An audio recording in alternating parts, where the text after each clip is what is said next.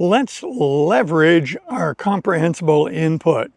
I'm Joseph, and this is Input English. All of us want to be able to consume content in the target language. But when we try to do this, what do we find? It's hard to understand.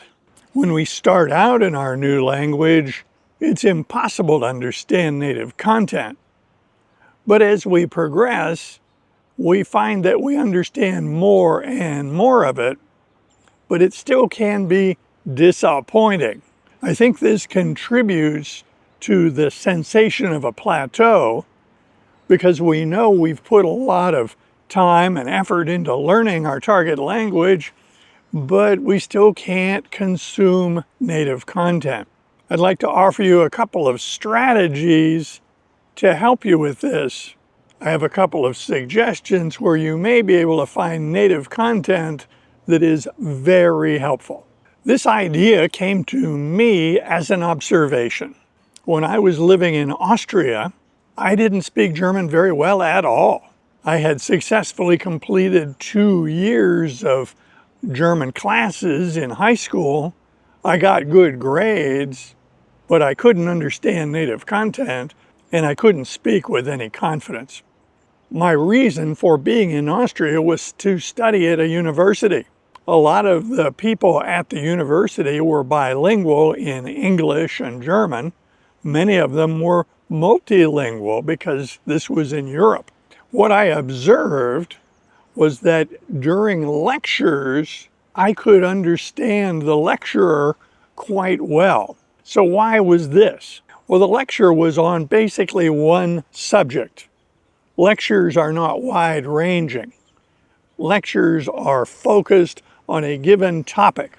The lectures were on topics that I was interested in.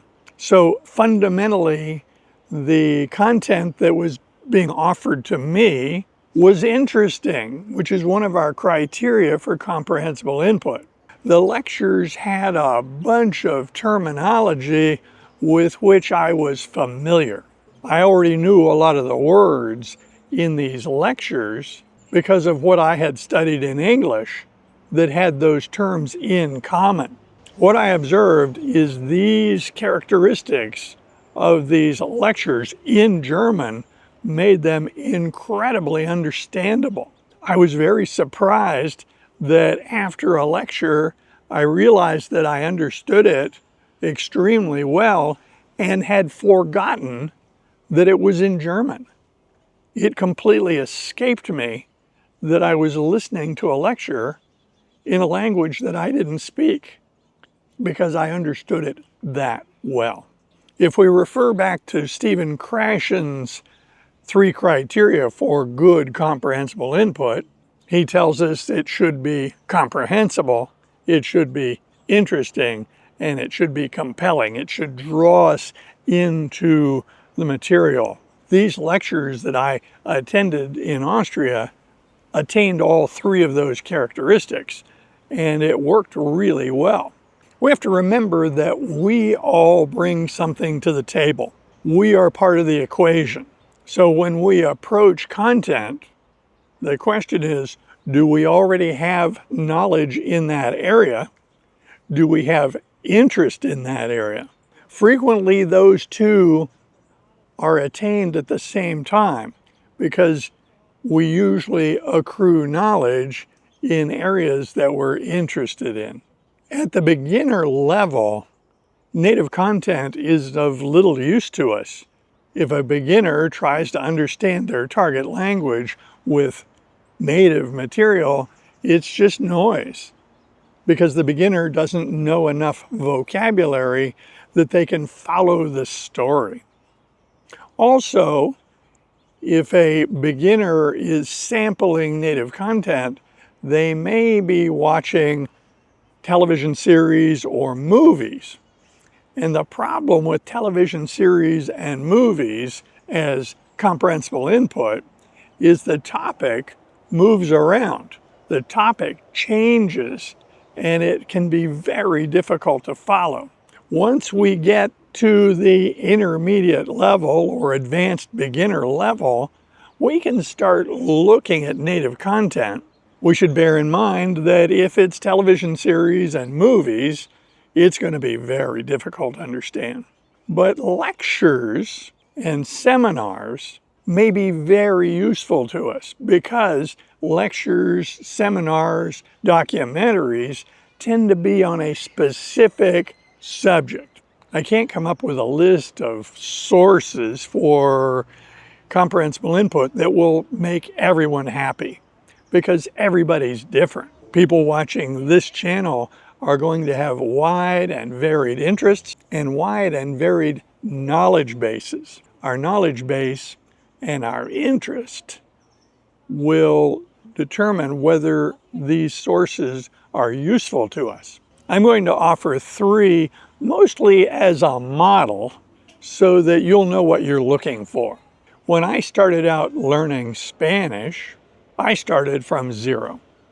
So anytime I looked at native content in this beginner phase, it made no sense. I couldn't use it. When I had absorbed hundreds of hours of input, I started looking on YouTube for videos that might be interesting to me just to see if I could understand them. I did it as kind of a little experiment. I found a couple of sites that were very interesting. One was on photography, and the other one was on technology and specifically drones. The first time I watched videos on these channels, they made no sense. So I put them aside. I didn't spend any time at that stage. However, months later, having absorbed lots of input, I resampled some of those videos and they started making more sense. I was able to understand more of those videos. Again, because my understanding was not great, I put them aside. Months later, I returned and watched these videos again. What I found is that over time, these videos became incredibly understandable, but other native content was less so. Why? Well, the presenters on these 2 channels that I was sampling were trying to communicate. So they spoke clearly. They spoke about a specific topic. They used illustrations, not just gestures, but actually diagrams, photographs, and video clips. So there were a lot of clues what they were talking about. Also, these were fields that I already had some baseline knowledge in.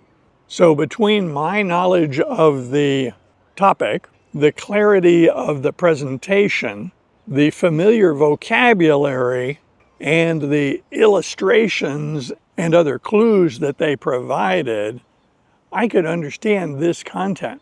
I devoured it. It gave me a lot of videos that I could watch, and these videos were made by native speakers for native speakers, but I was able to use them as comprehensible input. I still couldn't watch a television series and understand it. I still couldn't watch a movie and understand it, but this I could understand. So now that you have a picture of what we're talking about, what should you look for? I would suggest that you consider your interests. What are your hobbies? What are your interests? What do you like to think about in your leisure time? What are topics that fascinate you? We're trying to identify native input that you can use that is fundamentally interesting and compelling to you. So once you have that in mind, look for lectures, documentaries, exposés, things that are designed to be informative. The reason to look for that is that fundamentally the presenter is going to speak deliberately, clearly, because they want to communicate.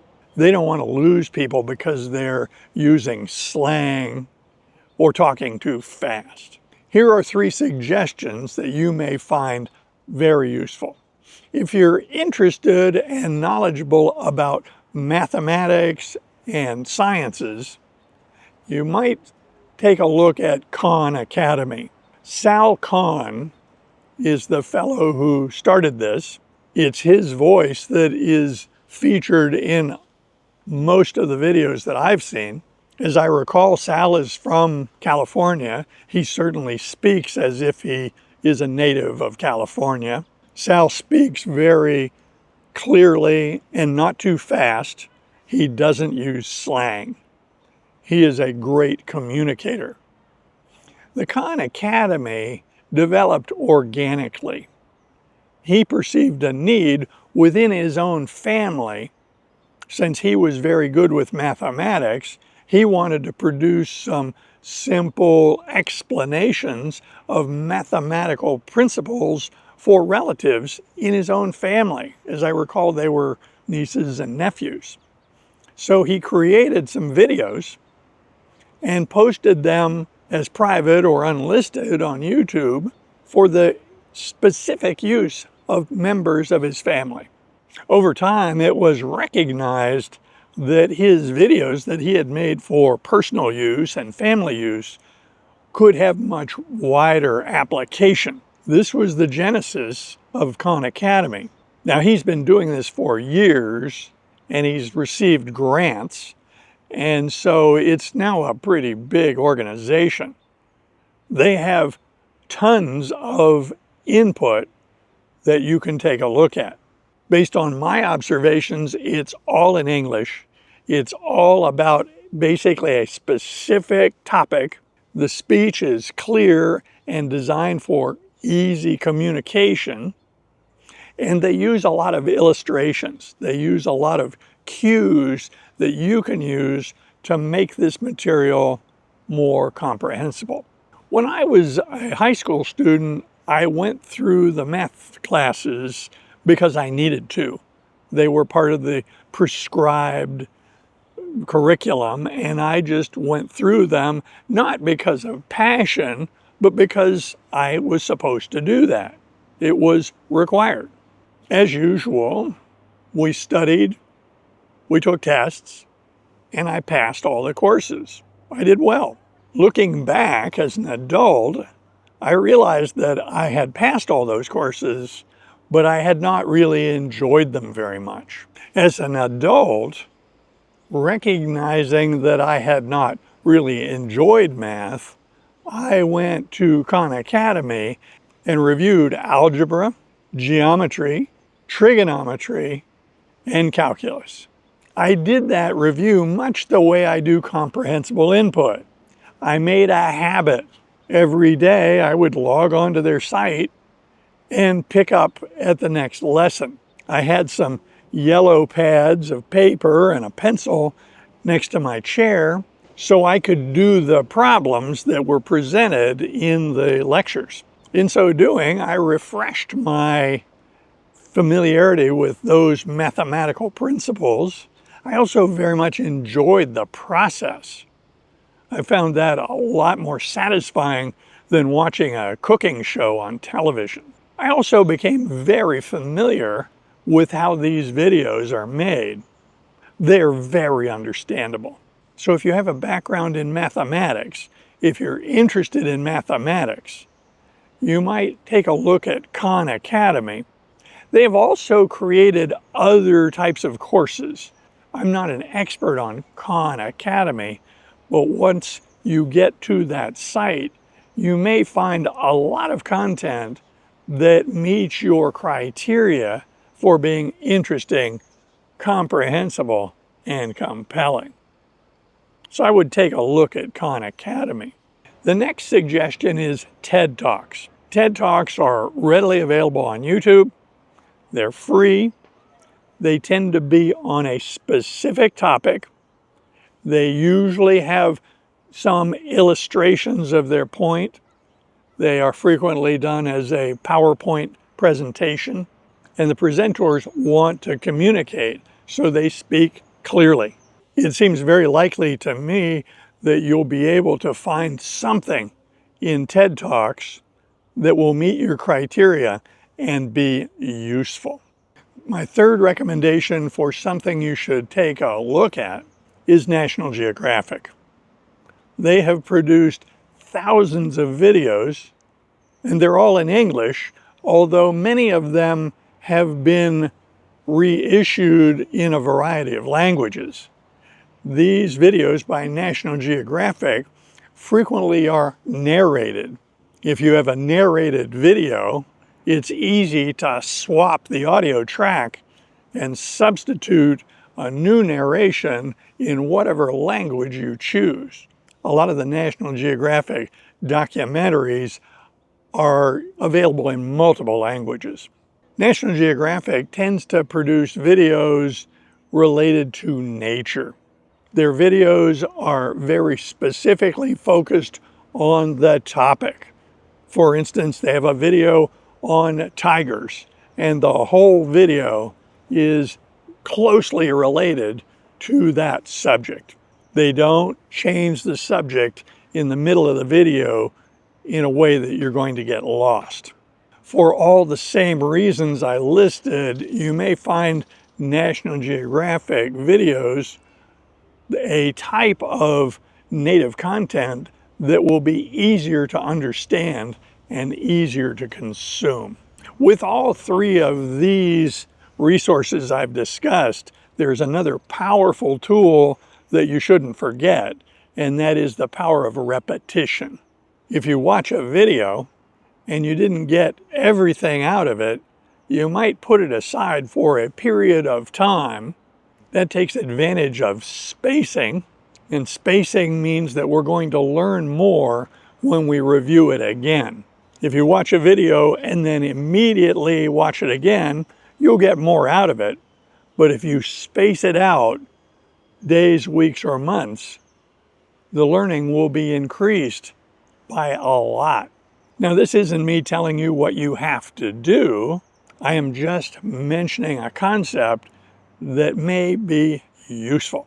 So having said all this, what do? You might find that one of these three suggestions amounts to something you would like to explore. Go for it. Alternatively, you might have another area of interest that you have, something specific to you, that would allow you to find content that you would like better. I found these strategies to be very useful to me to get into native content, but do so in an adaptive, effective way that doesn't waste my time. It may be that you know of good content analogous to this that you might want to share with our viewership. I invite comments on that subject specifically. And if you like videos like this, be sure to click on this one next. See you soon.